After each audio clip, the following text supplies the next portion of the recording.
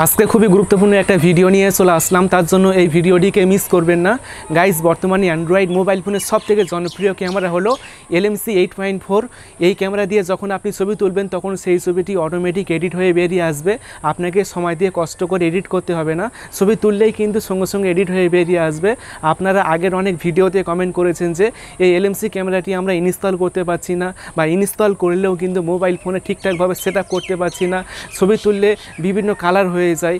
আজকের এই ভিডিওতে সকল সমস্যার সমাধান করব।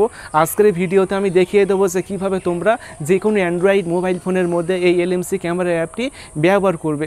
চলো এখন আমি দেখিয়ে দিই যে কীভাবে তোমার মোবাইল ফোনের মধ্যে এই LMC ক্যামেরা অ্যাপটি ব্যবহার করবে। গাইস, এরকম ইম্পর্টেন্ট ভিডিও পেতে অবশ্যই চ্যানেলটিকে সাবস্ক্রাইব করবে, তারপর ভিডিওতে লাইক করে শেয়ার করবে।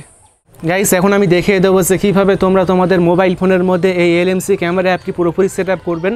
এখন তোমরা শুরুতেই চলে আসবেন ক্রোম ব্রাউজারের মধ্যে আসার পর এখানে তোমাকে সার্চ করতে হবে এক্সপার্ট মিস্ত্রি লিখে সার্চ করবে। তারপর expertmistry.com প্রথম এই ওয়েবসাইটের মধ্যে আসতে হবে।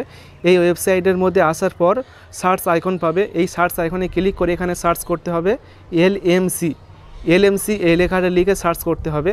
সার্চ করার পর এইরকম একটা পোস্ট দেখতে পারবেন, এই পোস্টে ক্লিক করতে হবে।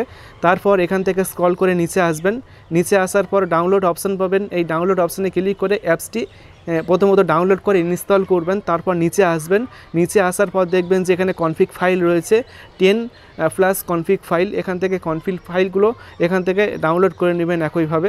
তো আমি কিন্তু কনফিগ ফাইল আর অ্যাপসটি ইনস্টল করেছি। তো এখন তুমি তারপর কি করবে, এখান থেকে চলে আসবে এই যে মাই ফাইল রয়েছে, এই মাই ফাইল অ্যাপসটির মধ্যে চলে আসবে। তারপর এখান থেকে এই যে ইন্টারনাল স্টোরেজ এখানে চলে আসবেন। তারপর এখানে যে ডাউনলোড ফোল্ডার রয়েছে এই ডাউনলোড ফোল্ডারের মধ্যে আসতে হবে। তারপর ওই অ্যাপসটি দেখতে পাবেন LMC 8.4, ঠিক আছে।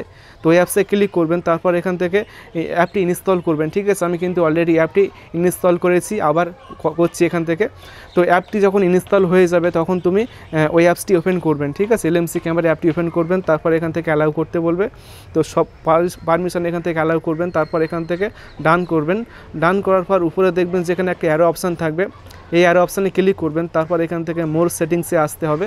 মোর সেটিংসে আসার পর এখানে একটা সেটিংস দেখতে পারবেন যে কনফিগ বলে, তো এই কনফিগ অপশানে ক্লিক করতে হবে। তারপর এখান থেকে সেভ সেটিংসে আসতে হবে। সেভ সেটিংসে আসার পর এখানে যে কোনো একটা নাম দিয়ে দিবেন, ঠিক আছে। তোমার নাম বা যে কোনো একটা নাম দিয়ে দিবেন। এখন আমি আমার নাম দিচ্ছি এখানে।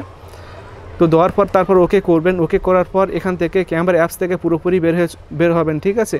বের হয়ে আসার পর এখন তুমি এখান থেকে আবার মাই ফাইলে আসবেন। মাই ফাইলে আসার পর এখানে যে তুমি ডাউনলোড করেছো এই যে কনফিগ ফাইলটি, এই কনফিগ ফাইলে ক্লিক করবেন, 10+ কনফিগ ফাইল। তো এখানে ক্লিক করার পর এখান থেকে এই যে এক্সট্র্যাক্ট ফাইল এখানে ক্লিক করবেন, তারপর এখান থেকে ওকে করবেন। তাহলে কিন্তু কনফিগ ফাইলগুলো এক্সট্র্যাক্ট হয়ে যাবে, ঠিক আছে। তো তারপর তুমি ওই অ্যাপসের মধ্যে আবার আসবে। তো LMC ক্যামেরার মধ্যে আসার পরে যে তুমি যেখানে ক্লিক করে ছবি তোলো তার পাশে এই ফাঁকা জায়গায় পরপর 2বার ক্লিক করবে, 1 2। তো ক্লিক করার পর যে নাম দিয়েছো সেই নাম দেখতে পারবে এবং নামের পাশে অ্যারো অপশান পাবে, এই অ্যারো অপশানে ক্লিক করতে হবে। তাহলে কিন্তু কনফিগ ফাইলগুলো এখানে চলে আসবে। তো এখানে অনেক রকমের কনফিগ ফাইল রয়েছে। তো এখন আমি কোনো একটা কনফিগ ফাইল এখান থেকে সিলেক্ট করে নিচ্ছি, ঠিক আছে। তারপর এখান থেকে ইনপুটে ক্লিক করবে, তাহলে কিন্তু কনফিগ ফাইলটি কিন্তু ক্যামেরার মধ্যে যুক্ত হয়ে যাবে। এবার ছবি তুলবেন এভাবে। তো একটা ছবি তুলছি এখান থেকে আমি।